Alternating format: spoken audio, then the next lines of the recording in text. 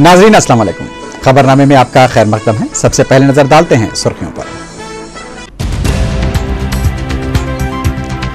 EAMCET marks की 24 मई को इजराई। Intermediate supplementary इम्तिहानात के नतायज के बाद ही रैंक्स का ऐलान।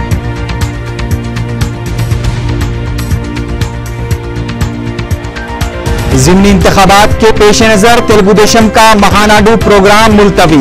पोलिट ब्यूरो इजलास में फैसला।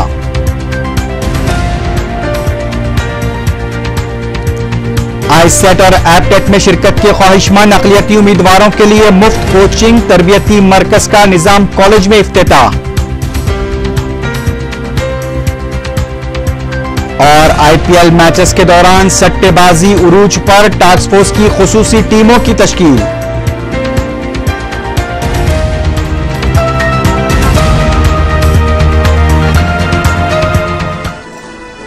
सुर्खियां पे देखिए, बढ़ते हैं खबरों की तफसील की जानिब।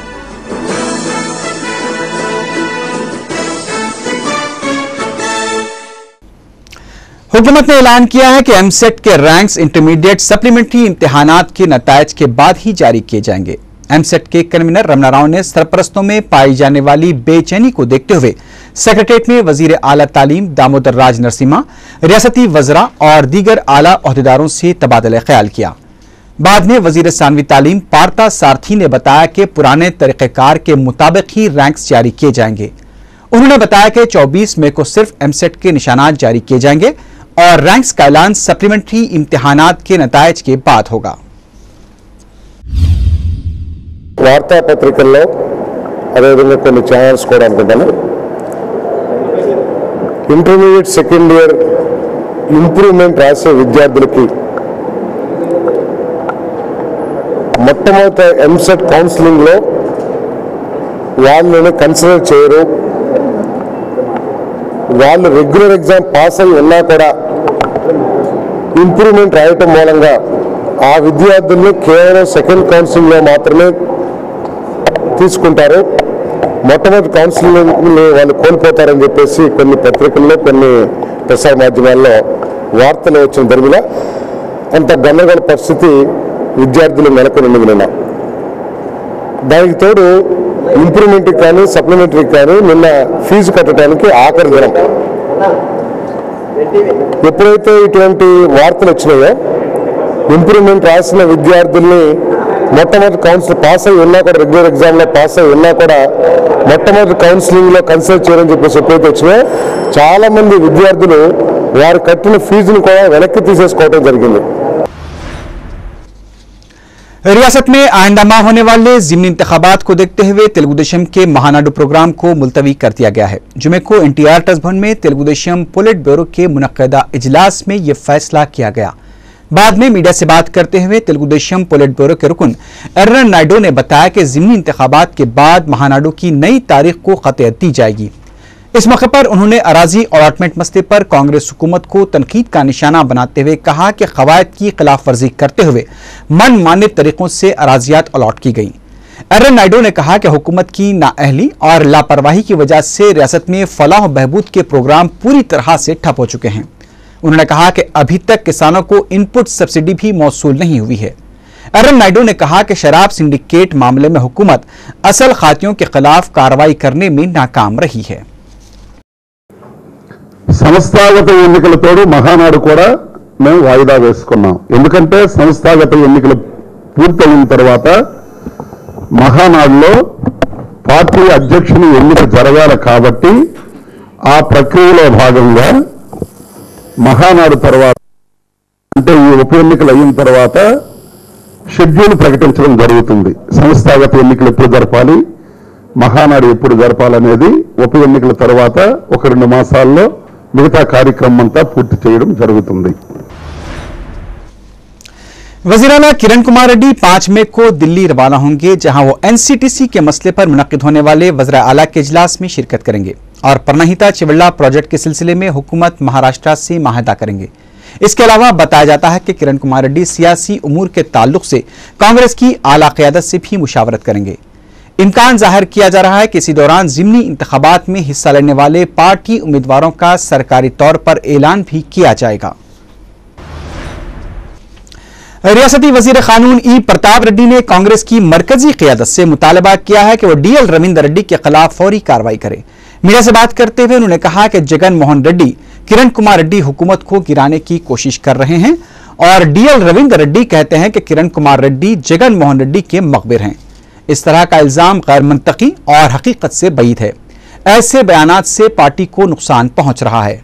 अगर रविंदर रेड्डी पार्टी में ही नहीं रहना चाहते तो पार्टी को छोड़कर जा सकते हैं, और अगर वो पार्टी में रहकर इस तरह पार्टी को नुकसान पहुंचाएंगे तो उनके खिलाफ कार्रवाई होनी चाहिए। పదవి ఇవ్వడం జరిగింది। మేము ఎన్నోసార్లు మాట్లాడుకుంటాము మినిస్ట్రీ గురించి దాని గురించి, కానీ కిరణ్ కుమార్ రెడ్డి గారు వచ్చిన తర్వాత వీరికి పదవి ఇచ్చిన తర్వాత మరి ఏమైందేమో అర్థం కావడం లేదు। కానీ మరి ఎందుకు ఈ రకంగా క్రిటిసైజ్ చేస్తున్నారో కరెక్ట్ కాదు। ఈరోజు ఆయన వలన ఆయన మరి ఆయన మనసులో ఏముందో ఏమో తెలియదు, కానీ ఒక 2 సార్లు అన్నాడు ఏమంటే నేను రిటైర్ అయిపోతాను। उधर रियासती वजीर सेहत डीएल रविंदर रेड्डी ने पार्टी कायदीन की जानिब से उन पर की जा रही तनकीदों पर शदीद रद्द-ए-अमल का इजहार किया है। मीडिया से बात करते हुए डीएल रविंदर रेड्डी ने कहा कि मैं जनखाओं की बातों को खातिर में नहीं लाता। डीएल रविंदर रेड्डी ने कहा कि आला ओहदेदारों पर फायज कायदीन ही पार्टी को नुकसान पहुंचा रहे हैं। उन्होंने कहा कि उनसे पार्टी को किसी भी तरह का कोई नुकसान नहीं है। इससे पहले डीएल रविंदर रेड्डी ने सदर पीसीसी बी सत्यनारायण से मुलाकात करते हुए मौजूदा हालात पर तबादला ख्याल किया। वाज़ेह है कि डीएल रविंदर रेड्डी ने यह बयान पीसीसी सदर की प्रेस कॉन्फ्रेंस में खुलेआम बयानबाजी न करने की तायीद के बाद दिया है। బొత్స సత్యనారాయణ కలిశాను పార్టీ ఆయన మా పార్టీ అధ్యక్షుడు దీనికి సంబంధించి కాదు వేరే విధంగా 2 రోజుల కిందట ఆయన ఫోన్ చేశాడు। బొత్స సత్యనారాయణ గారిని కలిశాను। అతను పార్టీ అధ్యక్షుడు, నేను పార్టీకి సంబంధించిన వ్యక్తి। మరీ ముఖ్యంగా ఏదో చెంచాలాగా మోకలాగా ఉండే వ్యక్తిని కాదు। నేను పార్టీకి నిబద్ధుడినై సిన్సియర్గా ఎవరికి ఇచ్చేయకుండా పార్టీకి సిన్సియర్గా ఉండే వ్యక్తిని। నన్ను ఏమి వివరణ అడగలేదు, జరిగిన విషయాన్ని నేను చెప్పాను। प्रदेश कांग्रेस कमेटी ने अपोजिशन के हमलों का जवाब देने के लिए पार्टी तर्जुमान को खुसूसी हिदायतें जारी की हैं। रियासती मीडिया कमेटी का इजलास पीसीसी सदर बी सत्यनारायण की क़यादत में गांधी भवन में मुनक्किद हुआ, जिसमें नायब वजीर आला दामोदर राज नरसिम्हा, साबिक वजीर मोहम्मद अली शब्बीर और दीगर अरकान मौजूद थे। इजलास में फैसला लिया गया कि अपोजिशन के हमलों का मुंह तोड़ जवाब देने के लिए गांधी भवन में हर रोज प्रेस कॉन्फ्रेंस मुनक्किद की जाएगी। साथ ही साथ जिले सतह पर हिकमत अमली को खतियत दी गई और इंतखाबी मुहिम में शिद्दत पैदा करने का भी फैसला किया गया।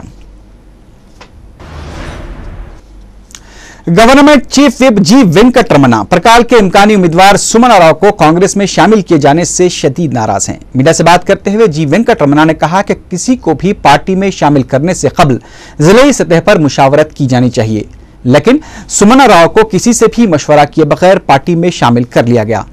जी वेंकटरमना ने उनके खिलाफ सुमना राव की जानिब से किए गए रिमार्क्स पर रद्द-ए-अमल जाहिर करते हुए कहा कि उनका कोई सियासी गुरु नहीं है और उन्हें किसी ने सियासी भीख भी नहीं दी है, वह सिर्फ अपनी काबिलियत की बिना पर इस मुकाम पर पहुंचे हैं।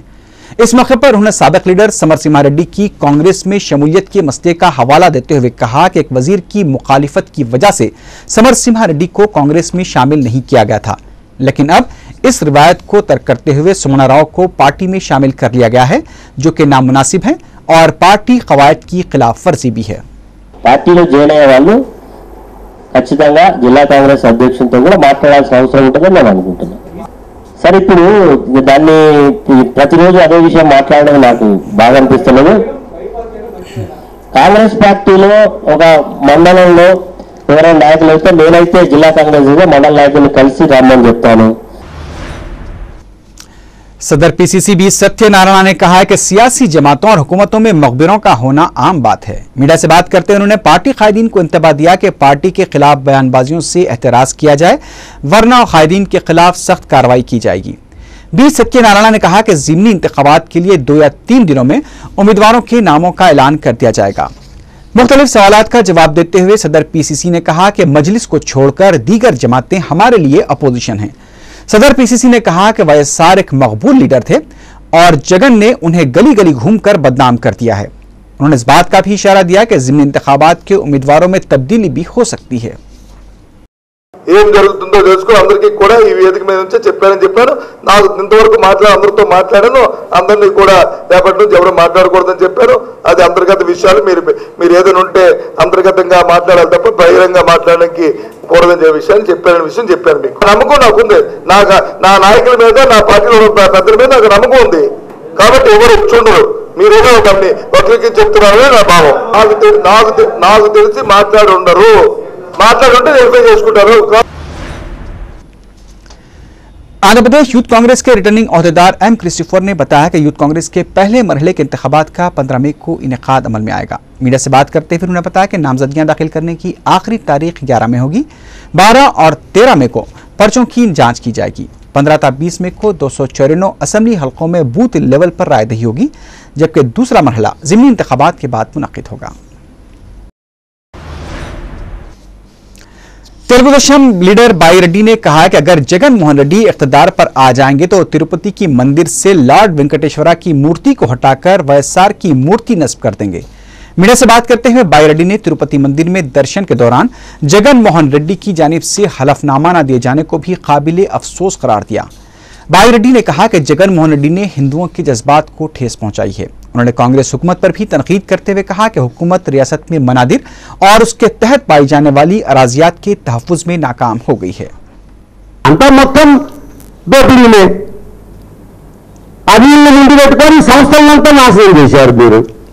దాని మీద ఎంక్వైరీ చేయాల్సింది అవసరం ఉంది.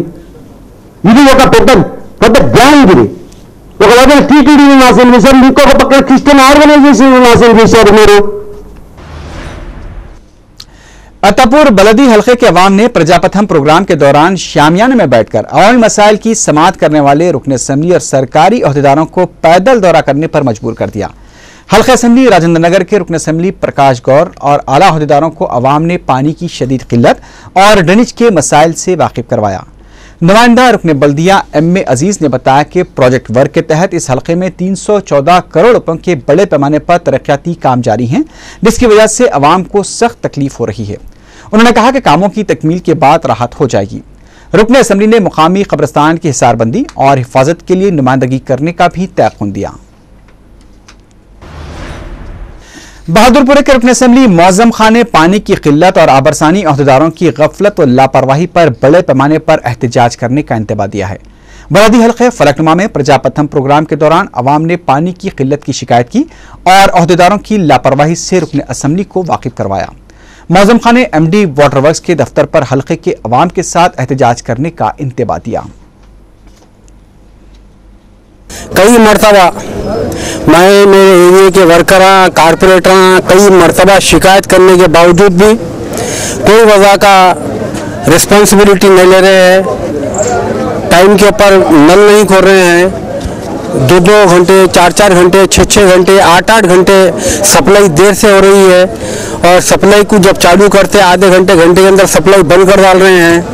मैं आपके चैनल के जरिए एमडी वाटर वर्क्स से कहना चाह रहा हूँ, आप अगर ये प्रॉब्लम इमीडिएटली सॉल्व नहीं करेंगे, मैं बहादुरपुर की सारी आवाम को लेकर एमडी ऑफिस खैरताबाद पे जाकर धरना दूंगा एमडी के खिलाफत में।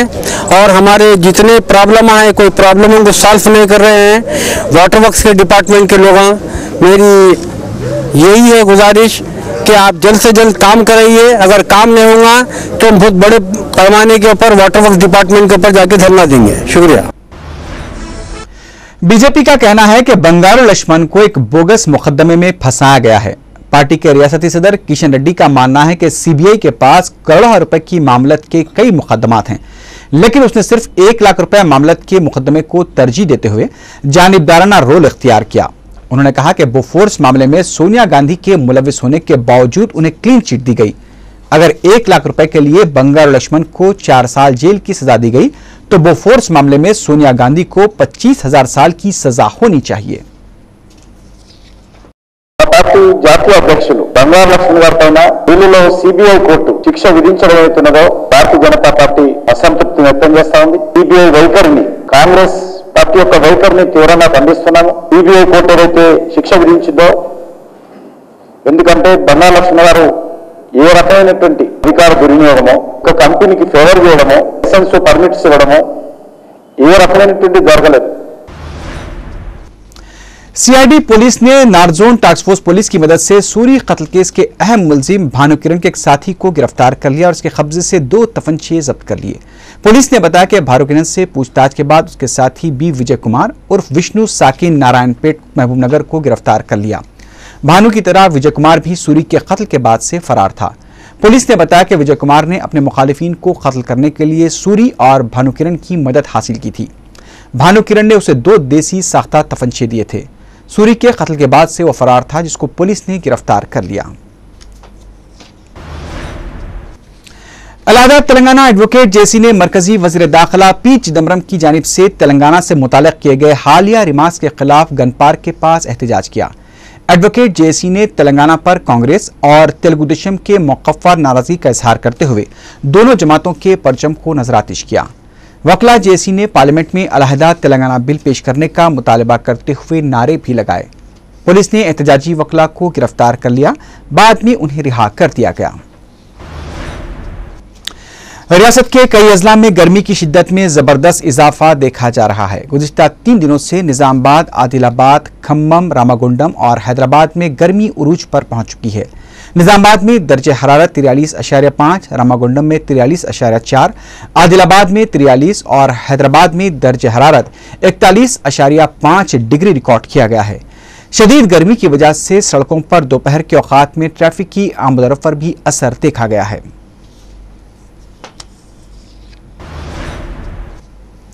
महकमा अखिलती बहबूद के ताउन से centre for educational development of minorities की जानिब से साल 2012 के आईसेट और एप्टेट कोचिंग प्रोग्राम का इफ्तिताह अमल में आया। इफ्तिताही तकरीब में सीईडीएम के डायरेक्टर एस शकूर ने बताया कि सेंटर की जानिब से अखिलती तलबा के लिए मुख्तलिफ मुसाबकती इम्तिहानात के लिए मुफ्त कोचिंग फराहम की जा रही है। उन्होंने बताया कि रियासत में अखिलती तलबा के तालीमी मेयार को बेहतर बनाने के लिए 1994 में सीईडीएम का क़याम अमल में लाया गया था। उन्होंने बताया कि मुख्तलिफ मुसाबकती इम्तिहानात में सीईडीएम की जानिब से मुनक़िदा मुफ्त कोचिंग कैंप से हज़ारों तलबा ने इस्तेफ़ादा किया है और कोचिंग के बेहतर नताइज सामने आए हैं। इस मौके पर तलबा में आईसेट का तालीमी मवाद भी जारी किया गया। सीईडीएम के सीनियर प्रोजेक्ट ऑफिसर शेख चांद साजिद ने खैर मकदमी तकरीर की। महकमे अखिलती बहबूद की जॉइंट डायरेक्टर परवीन बेग ने भी तकरीब में शिरकत की। आईपीएल मैचेस के दौरान सट्टेबाजी उरूज पर पहुंच चुकी है। पुराने शहर में भी आईपीएल मैचेस के दौरान सट्टेबाजी के उरूज को देखते हुए सिटी पुलिस की जानिब से टास्क फोर्स की खुसूसी टीमें तश्कील दी गई हैं। गुज़िश्ता 10 दिनों के दौरान पुराने शहर में 7 मुकदमात दर्ज करते हुए 32 अफराद को गिरफ्तार किया गया है। पुलिस की खुसूसी टीमों ने सट्टेबाजी में मुलविस अफराद के कब्जे से 66,000 रुपए के अलावा 22 सेलफोन्स को भी जब्त किया है। मीडिया से बात करते हुए डीसीपी साउथ जोन अकुन सबरवाल ने बताया कि आईपीएल मैचेस के आगाज से अब तक मुख्तलिफ मकामात पर किए गए धावों में 7 लाख रुपए जब्त किए गए हैं। उन्होंने कहा कि पुलिस मैचेस के दौरान सट्टेबाजी में मुलविस अफराद के खिलाफ सख्त कार्रवाई करेगी।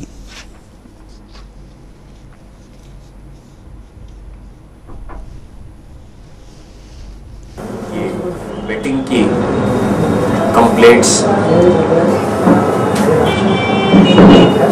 डायरेक्टली पब्लिक के ज़रिए, उसी तरीके से मीडिया और पब्लिक रिप्रेजेंटेटिव्स के ज़रिए पुलिस की नज़र में आई हैं। गुज़रे कुछ 10 दिनों में कई जगहों पर छापे मारकर अभी तक पिछले 10 दिनों में टोटल 7 केस इसके खिलाफ बुक किए गए हैं। 32 लोगों को हिरासत में लिया गया है और 70,000 तक रुपए भी बरामद किए गए हैं। मंगलहाट पुलिस ने रोडी शीटर्स के 2 ग्रुपों में हुए तसादुम में मुलविस 5 अफराद को गिरफ्तार करके उनके कब्जे से खंजर बरामद कर लिया है। एसीपी गोशा महल ने मीडिया को बताया कि 28 अप्रैल को मंगलहाट के इलाके में आजम खां पर हमला करके शदीद जख्मी कर दिया गया था। पुलिस ने इस सिलसिले में 5 अफराद को गिरफ्तार करके अदालती तहवील में दे दिया, जबकि पुलिस को चांद बिल्डर की टोली की तलाश है।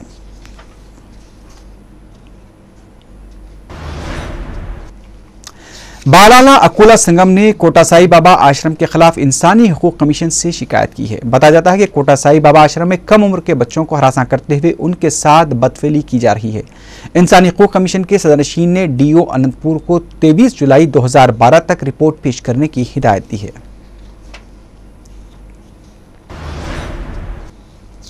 उस्मानिया यूनिवर्सिटी पुलिस ने तारनाके के इलाके में क्लब पर धावा करके शराबनोशी और ताश खेलने वाले करीब 40 अफराद को गिरफ्तार कर लिया, जिसमें क्लब का मालिक भी शामिल है।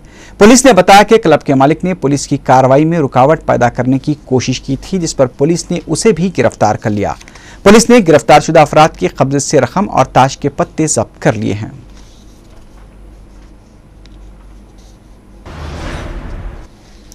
महकमा आबकारी के अहदेदारों ने अत्तापुर में नकली सेंधी तैयार करने के इल्जाम में एक शख्स को गिरफ्तार करके सैकड़ों लीटर नकली सेंधी जब्त कर ली। बताया जाता है कि महकमे को इस सिलसिले में एक मुसद्दिका इत्तला मौसूल हुई थी, जिस पर अहदेदारों ने जुमे की सुबह करीब 11 बजे धावा किया। पूछताछ पर महकमे को इस बात का इंकशाफ हुआ कि कंपाउंड का मालिक अरसे दराज से गैर कानूनी तौर से नकली सेंधी तैयार कर रहा था। आबकारी पुलिस मजीद तहकीकात कर रही है।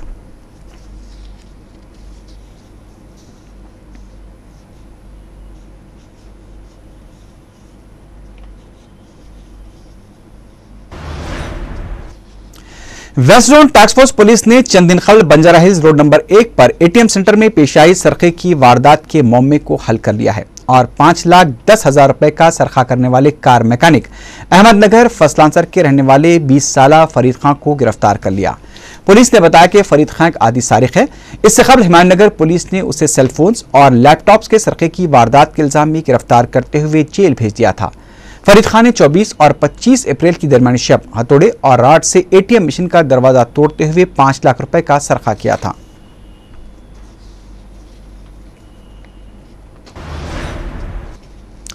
चंद्रानगुट्टा पुलिस को बालापुर के इलाके में एक जली हुई लाश का ढांचा दस्तयाब हुआ। मुकामी अफराद ने जुमेरात की रात से ढांचे को देखकर चंद्रानगुट्टा पुलिस को इत्तला दी। सर्कल इंस्पेक्टर श्रीनिवास ने मुकाम वाक़या पहुंचकर जायजा लिया तो पुलिस को लाश के करीब से एक पैन कार्ड भी दस्तयाब हुआ, जिसमें इस खातून का नाम 29 साला रुमा बनर्जी और इसके शौहर का नाम अजीत कुमार बनर्जी दर्ज था। पुलिस ने पोस्टमार्टम के लिए खातून के ढांचे को दवाखाना मुंतकिल कर दिया है। आखिर में सुर्खियों पर एक बार फिर नजर डालते हैं। एमसेट मार्क्स की 24 मई को इजराई। इंटरमीडिएट सप्लीमेंट्री इम्तिहानात के नतायज के बाद ही रैंक्स का ऐलान।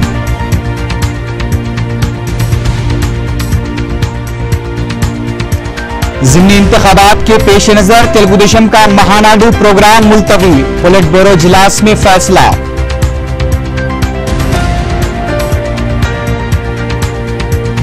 आईसेट और एपटेट में शिरकत के ख्वाहिशमंद अक़लियती उम्मीदवारों के लिए मुफ्त कोचिंग तरबियती मरकज का निजाम कॉलेज में इफ्तिताह। और आईपीएल मैचेस के दौरान सट्टेबाजी उरूज पर टास्क फोर्स की खुसूसी टीमों की तश्कील।